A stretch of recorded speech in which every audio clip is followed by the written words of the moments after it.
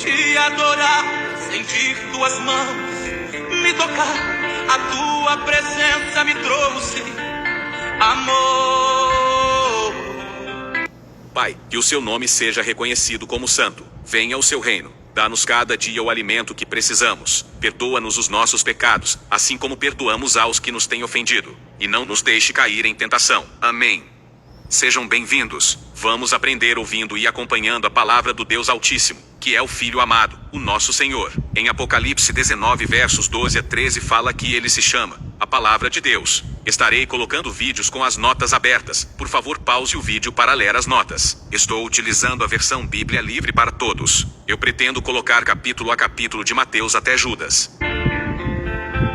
Alguns homens, que vieram da Judéia e chegaram em Antioquia, começaram a falar para os seguidores de Jesus: vocês só serão salvos se fizerem a circuncisão, de acordo com as regras determinadas por Moisés. Paulo e Barnabé não concordaram com isso e tiveram grande discussão com eles. Então, eles dois e mais alguns outros foram escolhidos para irem a Jerusalém conversar com os apóstolos e os líderes de lá sobre essa questão. A igreja os enviou e, no caminho, enquanto passavam pela Fenícia e por Samaria, eles explicavam para as pessoas como os pagãos estavam se convertendo a Deus. Isso deixava aqueles que criam em Jesus muito felizes. Quando eles chegaram em Jerusalém, foram bem recebidos pelos membros da igreja, pelos apóstolos e pelos presbíteros. Eles, então, explicaram tudo o que Deus havia feito por intermédio deles. Mas, eles encontraram oposição entre os seguidores que pertenciam ao partido dos fariseus. Eles disseram: aqueles que se convertem devem ser circuncidados e obrigados a seguir a lei de Moisés. Os apóstolos e os presbíteros se reuniram para discutir o assunto. Após muito debate, Pedro se levantou e lhes disse: irmãos, vocês sabem que há muito tempo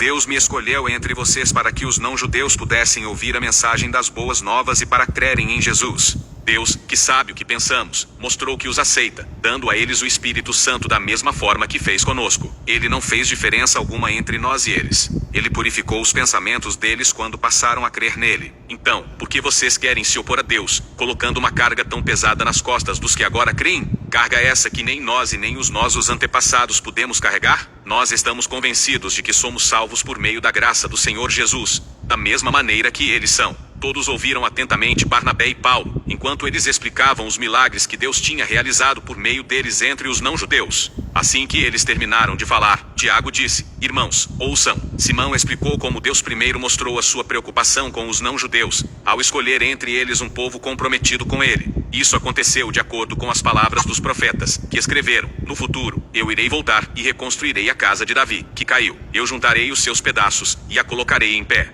Eu farei isso para que os que foram deixados possam buscar o Senhor, incluindo os não-judeus que chamam pelo meu nome. Foi assim que o Senhor falou, anunciando essas coisas há muito tempo. Então, a minha opinião é a de que nós não deveríamos atrapalhar os não-judeus que se convertem a Deus. Deveríamos escrever a eles e lhes dizer para evitarem comer a carne dos animais sacrificados aos ídolos, que não pratiquem imoralidade sexual, que não comam carne de animais que foram estrangulados, e não consumam sangue, pois a lei de Moisés está sendo ensinada em todas as cidades já há muito tempo, e é lida todos os sábados nas sinagogas. Então, os apóstolos e os presbíteros, juntamente com toda a igreja, decidiram que seria bom escolher alguns representantes e enviá-los até Antioquia com Paulo e Barnabé. Os escolhidos foram Judas, conhecido como Barsabás, e Silas, os quais eram muito respeitados entre os irmãos. Junto com eles, foi enviada a seguinte carta: nós, os apóstolos, os presbíteros e os irmãos mandamos saudações aos não-judeus de Antioquia, da Síria e da Cilícia. Nós ouvimos que alguns membros do nosso grupo os confundiram com as palavras que disseram, causando problemas para vocês. Nós podemos lhes garantir que não dissemos para eles fazerem isso.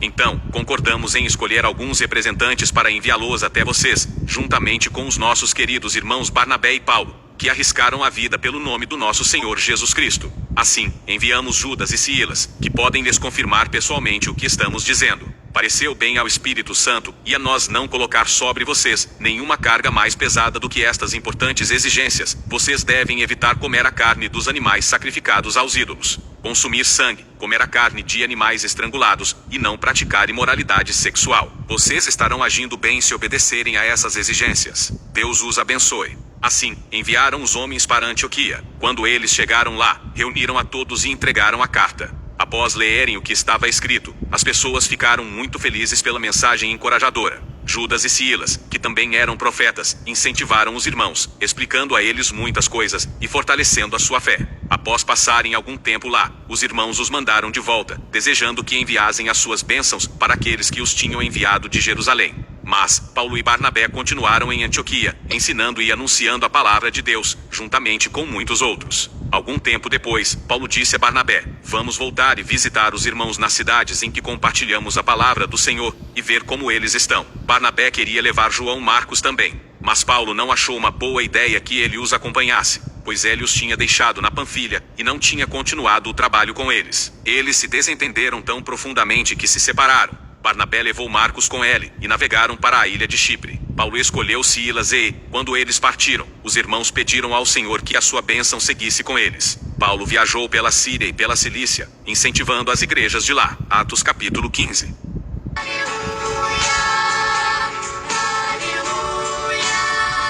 Yahvé, Deus Altíssimo, no poder da tua palavra, seu Filho amado, o nosso Senhor, nos abençoa e nos guarda, nos ilumina e nos guia por um bom caminho.